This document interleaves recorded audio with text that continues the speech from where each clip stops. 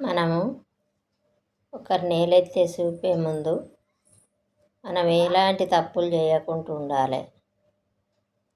అప్పుడే మనం ఇంకొకరిని అనగలుగుతాం. అన్ని తప్పులు మనం కూడా తప్పులు చేసి ఇంకొకరు నేలెత్తి చూపితే వాళ్ళు తిరిగి మీది ఎట్లున్నది నీది గట్లున్నది కదా అని మళ్ళా తిరిగి మనకే ఎదురు జవాబిస్తారు.